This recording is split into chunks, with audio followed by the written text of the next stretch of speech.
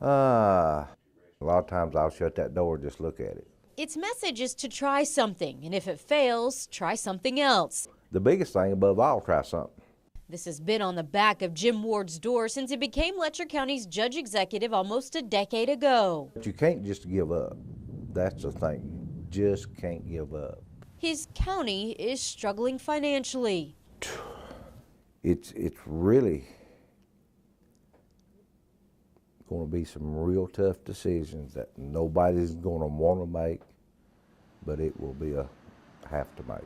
Before 2012, coal severance money came in at about $700,000 a quarter. You times that by 4, you're looking at $3.5, $4 million. Last quarter, the coal severance tax paid Letcher County $205,000. We're going through numbers right now to see how much money we have to have. A big hit, Ward says, one they saw coming but couldn't overcome. You have to look at today and tomorrow, but you better be looking 20, 25 years down the road. Because the past was fruitful. In Ward's younger days, he says there were probably 70 active coal mines in the county, and for many, it was a family business. The one hard hat was my dad's, and the other one was mine. They now sit as reminders of a past way of life, one they're still coming to grips with leaving behind. You hear nothing, you see nothing. It's just here. When did this one close? This one's been closed probably 3 years.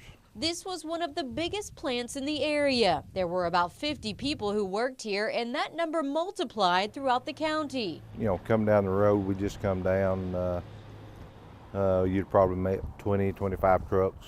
I didn't see any. Didn't see any. The emptiness here, though, Ward says, leaves room for growth. We just have to try to figure out different ways to diversify our economy. It's like the little things that get us.